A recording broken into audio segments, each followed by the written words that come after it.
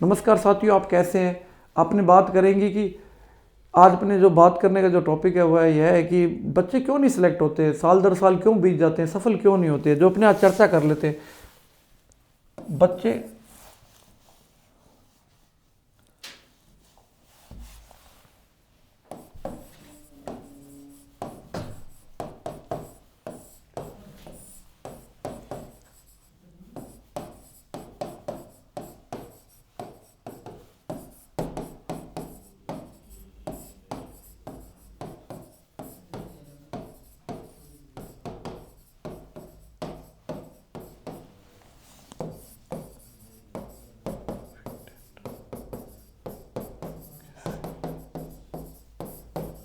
Confident कैसे रहें ताकि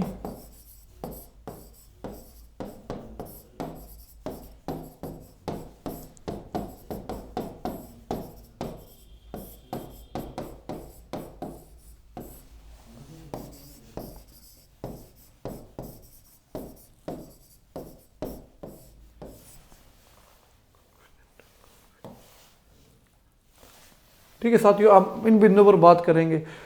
विद्यार्थी सफल क्यों नहीं होते, एक बार ही क्यों नहीं सफल होते, अधिकांश साथी क्यों नहीं सफल होते।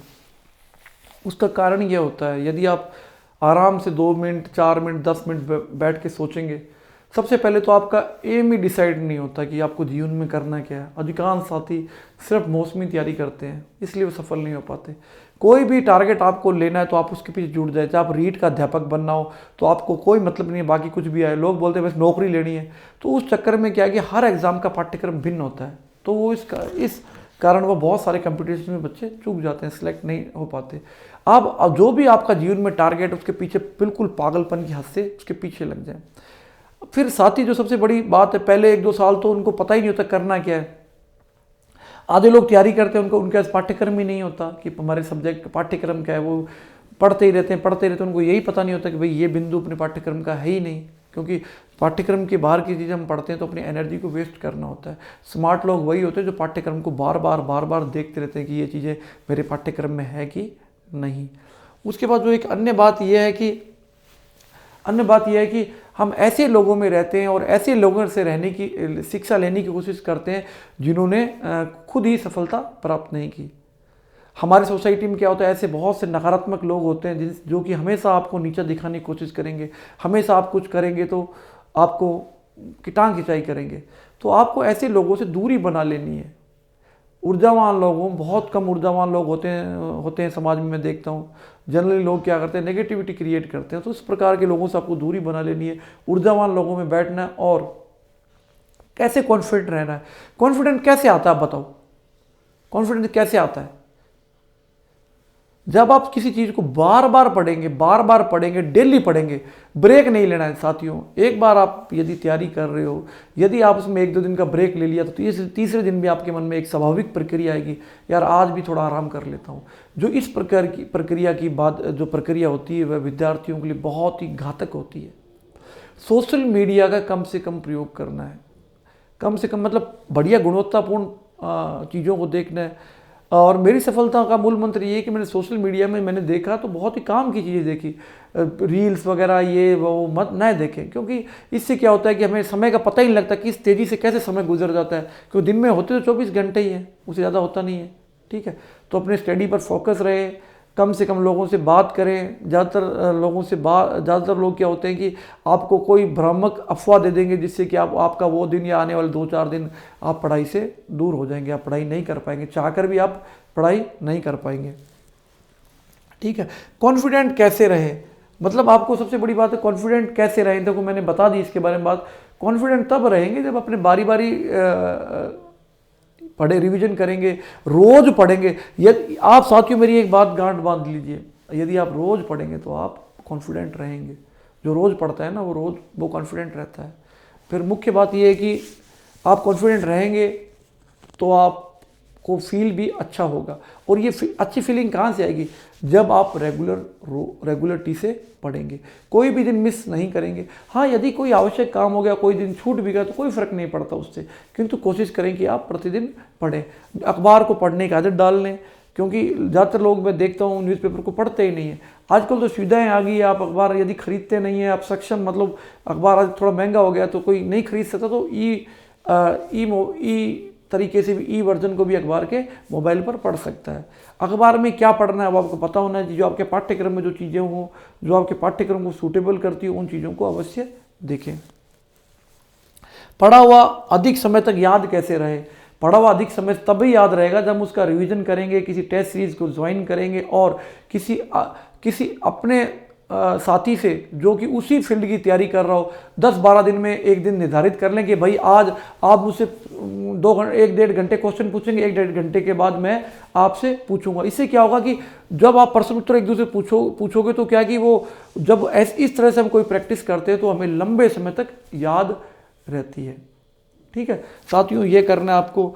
और सबसे बड़ी बात है कि अपना एक भी क्षण आपको वेस्ट नहीं करना है, प्रत्येक क्षण का उपयोग करना है, क्योंकि यही 2-3 साल आपके युवावस्था के आपके जीवन को एक दिशा देंगे, जो आपको सोसाइटी में एक इज्जत दिलाएंगे, लोगों में आपकी पैठ बनाएंगे। यदि आपने यह समय खो दिया तो फिर आपके जीवन में अंधेरे के सिवाय कुछ भी नहीं है। कोई यह न सोचे कि मैं नहीं कर पाऊंगा। यदि मेरे जैसा व्यक्ति, मुझे बार बार ही बोलना पड़ता है, बार बार बोलने का कारण ही यही है कि यदि मेरे जैसा व्यक्ति, औसत व्यक्ति यदि हर कंपटीशन को आता है और 7-8 महीने में क्रैक कर देता है, 5-7 महीने 8 महीने, तो आप क्यों नहीं कर सकते?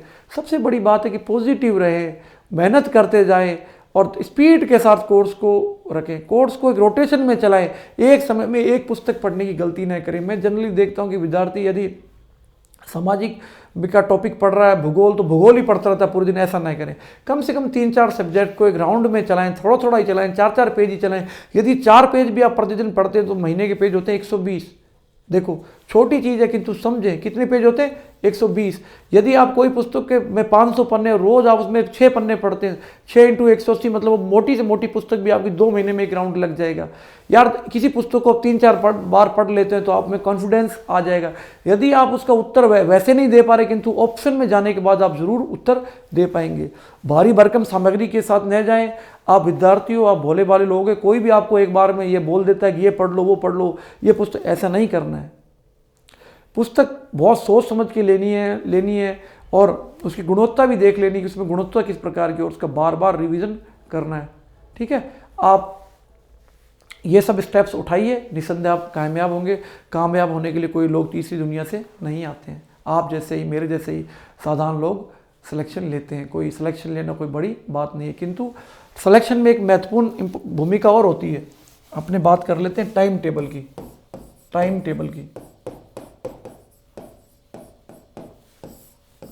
ठीक है, टाइम टेबल के लिए एक अलग वीडियो बनाऊंगा। टाइम टेबल की इंपॉर्टेंस के बारे में आपको बताऊंगा कि टाइम टेबल की क्या इंपॉर्टेंस होती है, टाइम टेबल से आप किस प्रकार सफल होंगे, उसके बारे में एक और वीडियो बनाऊंगा जल्दी, ताकि आपको टाइम टेबल के बारे में पता चल सके।